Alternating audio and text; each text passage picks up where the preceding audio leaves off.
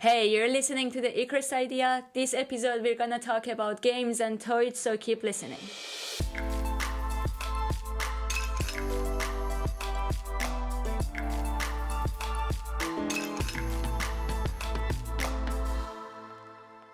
Welcome to the Icarus Idea. My name is Maida, and this time we have two guests. One guest, as usual, is our podcast guest, an IDE graduate to tell us about his experience. But also, I'm sitting here on a Skype call with my unusual co-host, our guest host. Hello, Tuan. Can you please introduce yourself and guest of today? Hi. Yes, of course I can. So my name is Twan, and I'm in my second year of IDE right now.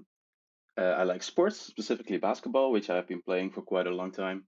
I like all kinds of games as well, board games, video games, but also things like darts or pool or midget golf. And furthermore, I really like handcraft, so making things by hand. For example, models for the study or personalized gifts. And apart from all of this, well, this podcast is really for me. It's really for people like me who are just not quite exactly sure what they want to do after their studies. So yeah, I hope to learn a lot in my time here. We all do, and we are all learning, so think it's working. So our guest of today did both his bachelor and master in industrial design engineering at the University of Twente. He did his bachelor assignment at Philips and his master assignment at Minkels, which is a company working on high quality solutions for data center infrastructure. After graduating, he went on to work at Goliath, which, if you don't know, is an international manufacturer and distributor of toys and games. Here he designed, among other things, the toy Reaxion Extreme Race, which won the award for Toy of the Year 2021. And today he is here with us, so welcome, Kasper Schriek. Thank you very much. Good morning. Hello. Good morning. How are you doing?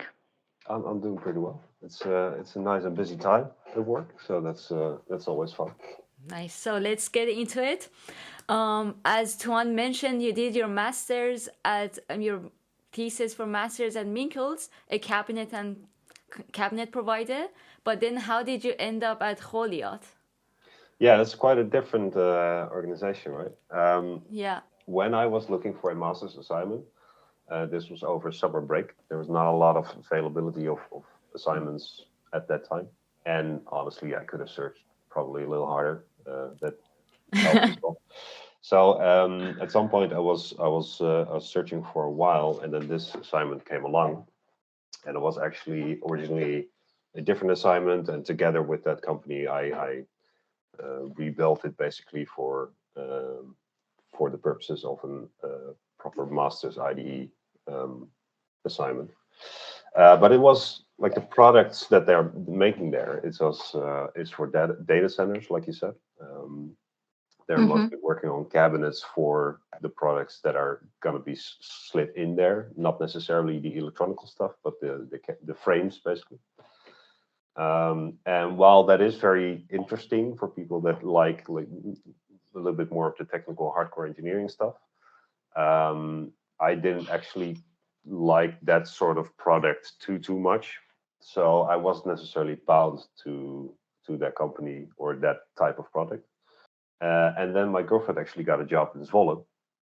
And I mean, industrial design has a pretty decent job offerings out there as compared to some other studies. So we decided to move there to Zwolle, which is where I'm living now.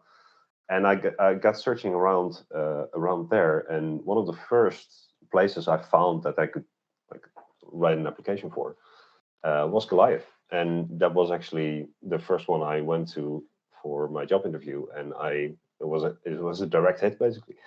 Nice. So I started working there actually 3 weeks before I graduated already, like part time, and then when I graduated, it's a full time thing. So basically, summarized, got lucky, and just rolled into something that's incredibly fun.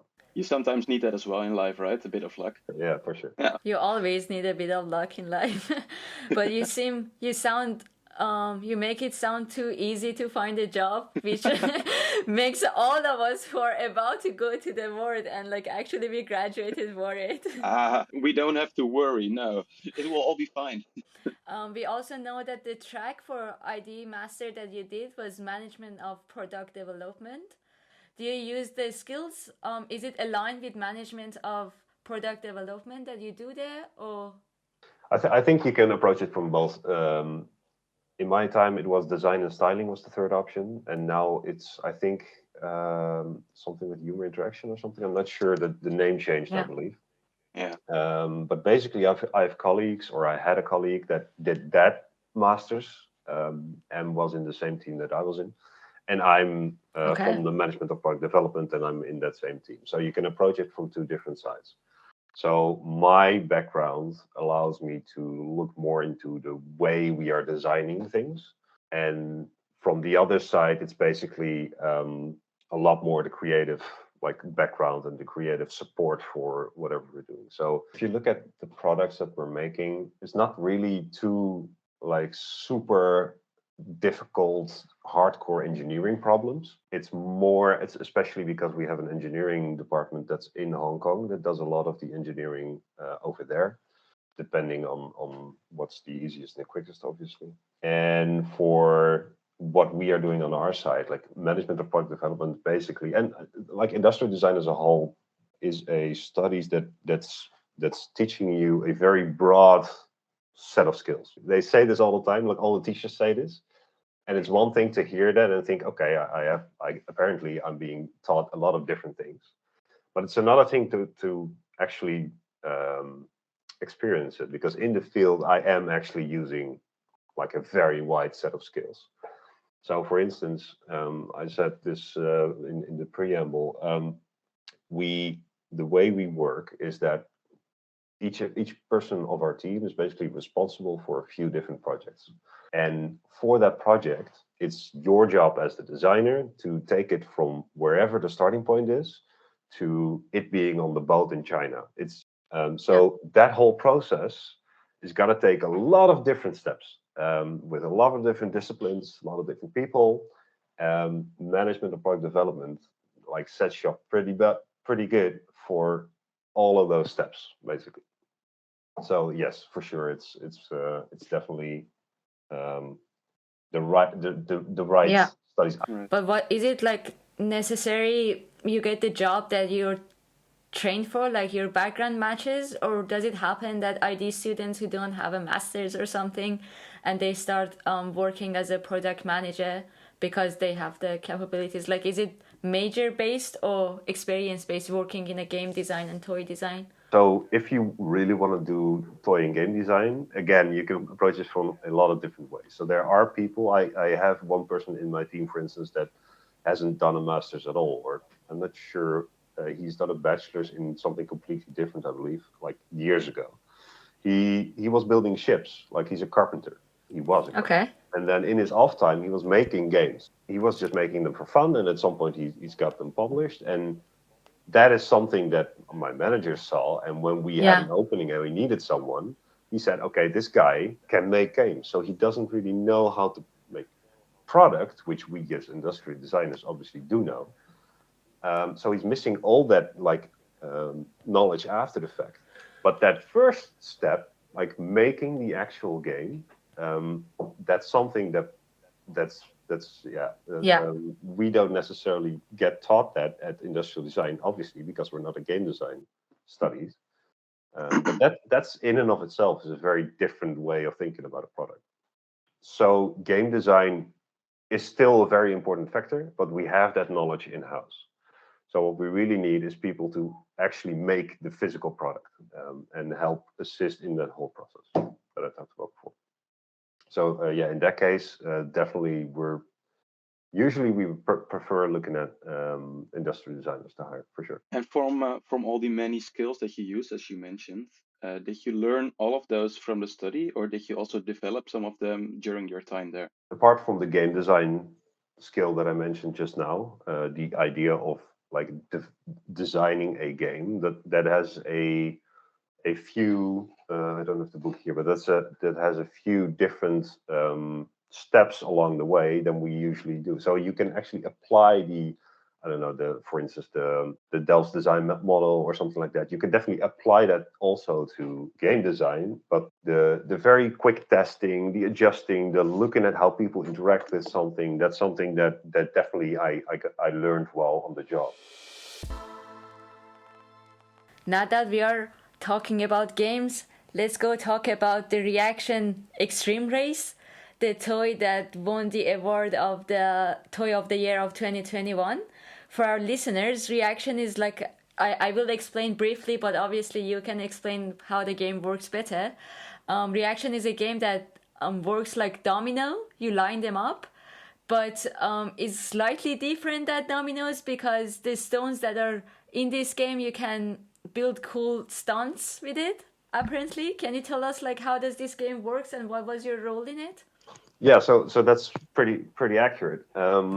We as Goliath Thanks. have been distributing and also partially developing Domino Express for a long time, and that's a very successful brand. So we thought, okay, how can we elevate that to the next level? And what we did is we made a system whereby you can use the tiles that you're using for your domino track and also build with it. So you can build cool things, but you can also build, and that's the whole way to play with reaction and domino as well, is that there's a giant chain reaction that you're building, and then at some point you're gonna push the first tile over, and then everything explodes, right, in sequence. So basically, what we did is we took some of the killer stunts from Domino Express, for instance, the looping, and then we looked at some others as well, and we transformed them into the new style and added a lot of different stunts that had a very cool effect that you would like to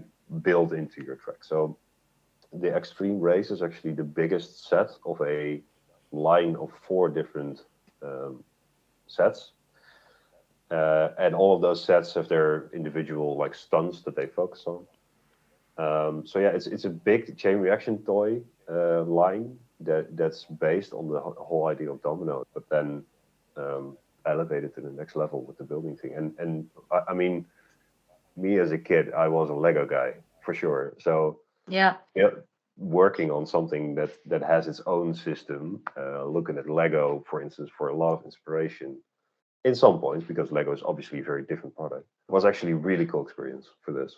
It was a very fun project. But what was your main role there? How did the project started and what did you do? So we have 2 types of generally, like obviously there's nuances there, but 2 different ways we can start a project at Goliath. There's ideas that other people come to Goliath with and say, look at this cool idea, do you want to buy it? And sometimes they say yes. And then we need to develop that into something that is like actually manufacturable. It looks good for consumers. There's a lot of different aspects that we usually need to change. But that's one way of working. So this is the other way. We basically started with nothing, and we said, okay, we need something that's going to be a line, it's going to be cool. I'm not entirely sure how we started because it's been a few years now. But we started with brainstorming. We started with sketching, ideation, and slowly did the whole process basically, which you're all familiar with, I'm sure. So we did Yeah, the everything same. from scratch, and the way this worked is, like I said before, this was a project that was assigned to me. So I was the one responsible for every step of the way. And my manager is actually a guy that's very involved with design whenever he can, whenever he has time. So he actually helped a lot with this as well. So basically, we had a lot of sessions, just me and him in a room with a whiteboard, and just thinking about what the product has to be, and visualizing what we think it needs to look like in the end, stuff like that. So there's a lot of different people that helped. For instance, someone did the artwork, someone did like the marketing strategy, a lot of people did different aspects, but me and also just then my manager basically had input on every single step. So that's why this is basically my baby, and that's why I told you guys that this is this is a Yeah. product that I'm very, very invested in. What was the main challenge that you encountered during this? It's always hard to say the main challenge, but something that sprang to mind instantly is that, like you just said, you, you need to be able to build this, and you need to be able to have it fall apart. Now, those two are like counter to each other. One suggests it needs to be as tight as possible so it doesn't fall apart, and the other actually needs to be very loose so a very small domino tile can knock it over. Mhm. So in a reaction tile, we actually included some very small slots, for instance, whereby you can actually lay the tiles on top of each other very easily, very loosely, so that if you then knock it over, it actually falls over easily. But you can also click it into each other, which is a much more secure way of connecting the tiles, which allows you to build. So in using both of those ways of building, like interchangeably, you can make bigger structures that fall apart in smaller pieces. So that's our way of solving that problem. But that's I think the main challenge. So we need something that a small tile has to like crash apart. Yeah. But also at the same time, it needs to be a big tower, because otherwise it's not fun, right? Or it defeats the purpose, I guess. I'm so intrigued. I'm gonna order this game because I need to know how I feel. Like you're gonna see me building, I don't know, such a huge thing and just tip it over, waiting for that moment. Yeah. But could you maybe elaborate a bit more on the stunts? Because I think the construction, that's we can see that how you can build things with it, but what kind of stunts can you pull off with them? This is interesting. One thing that in university, I at least didn't necessarily.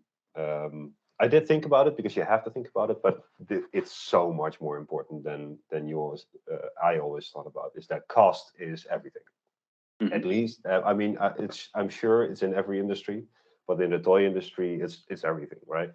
Mhm. So especially for Domino Express and Reaction, the problem is that every stunt you put in, you take out tiles. And the main thing with stuff like this is you want just volume. You want a lot of tiles. As a kid, you just want a lot of tiles. Mhm. So what we try to do, and I think we succeeded in pretty well, is that a, a bunch of those stunts aren't actually very big in terms of plastic.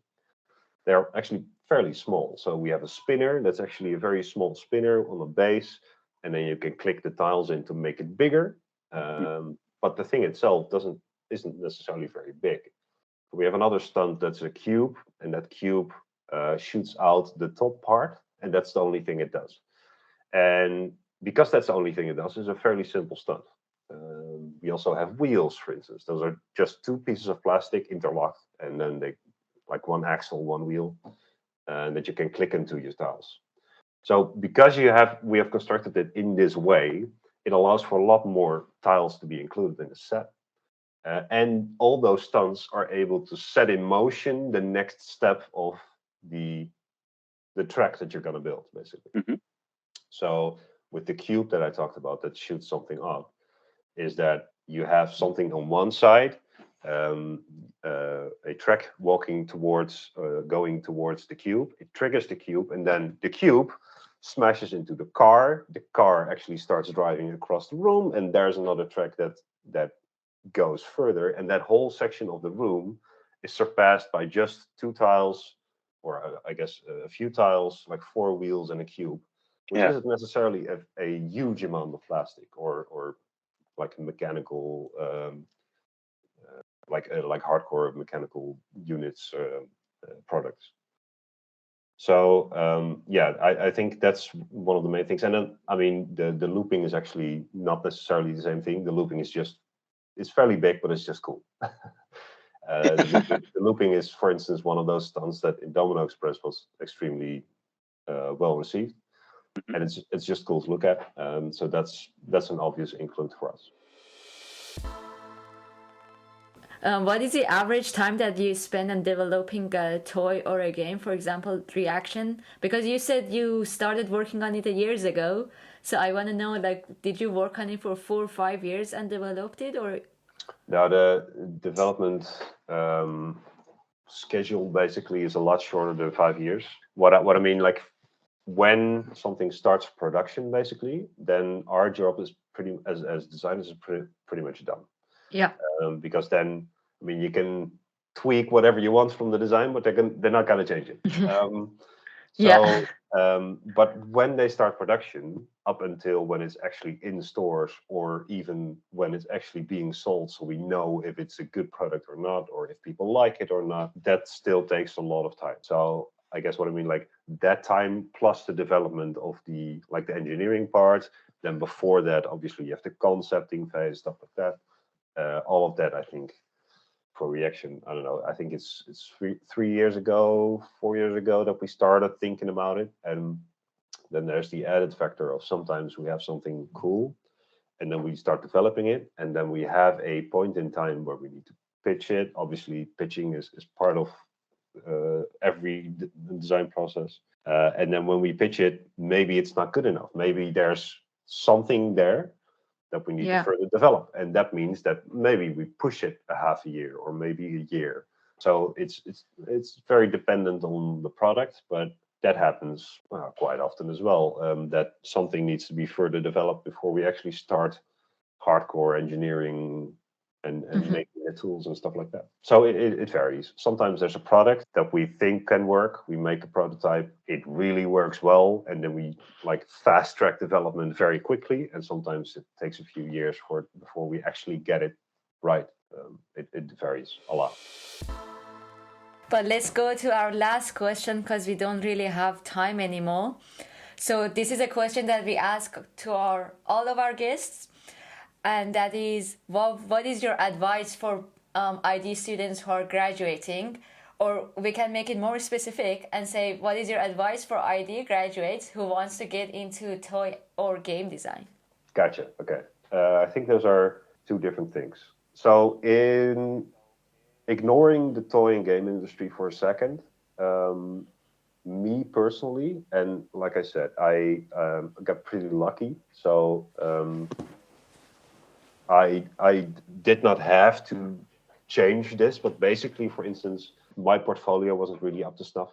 I thought, okay, my whole master's has been much more theoretical, much more in the material and the way of thinking, less on actually making products, which is more on the focus of the bachelor. So I thought, okay, that knowledge is something I need to transfer, not via portfolio, but via the conversation that I'm going to have. That is true. However, your portfolio needs to be up to snuff, right? That's something you have to do. This is a massive mistake that I made, and I think I got hired despite of that, not because of it. It's something, Lucky. and it's something. It's also because right now I'm working with a lot of interns from different schools, and I'm seeing their portfolios as well. So there's a lot of easy steps that you can take for a person that's looking at your portfolio to take away the right information. So what you don't need to do is to put insane amount of content there. It doesn't really matter. What you need to do is you need to show people what you as a designer are capable. So you're not gonna have to put only the cleanest renders, the most the thing you're most proud of, one image. This is the product I created from scratch. I, as a person that's looking at that, I'm going to think, okay, that's fine, but show me how you made it, right? So put your sketches in there. If you make one giant sheet with 100 sketches that go from super rough to more stylized, or even very quickly rendered, I can see your progress as a designer, which is something so super valuable and so little people do, actually. Obviously, put your end result there, especially if you're proud of it. Yeah. But don't make it the focus. Make the process the focus. That's so much more important. Other than that, I think I personally struggled a lot with not really knowing. So I couldn't clearly and concisely phrase what I learned over my studies, which is something that Relatable. Yeah. I was going to say, a lot of my friends actually struggle with the same thing. You know a lot more than you think. You've been learning a lot more than you think. So again, in working with interns and study, we do assignments with schools, in looking at what the first year knows versus what a third year knows versus what when I just graduated, knew. There's so much knowledge and applicable knowledge that you accrued over all the years that don't feel, which is, I know that's like very hard to do and not a switch you can turn off, but don't feel scared about not knowing enough. Just try and think about, so you know how to make a product. So explain how you make a product. Explain the process. And I mean, if you're talking to someone that doesn't know it all, they are gonna think that you know like a lot of the stuff which you do, right? So Yeah. it's a very elaborate way to say you can be confident. You're allowed to be confident. That helps a lot. And then for toys and games, so when I say it's fun to work at Goliath, it needs to be fun. Because if it's not fun, I'm not doing my job right. Because the product Yeah. that I'm working for is specifically with the direct purpose of being fun. Mhm. So obviously, if you like toys, if you like games, that's something that's very important. But also, if you like thinking about games, thinking about what a person does, like how a person engages in play. If you are excited and intrigued by that process, then working in the game industry is actually very cool. And like I said, for the studies of industrial design, there's a lot of product design that comes into the types of games that Yeah. we are making.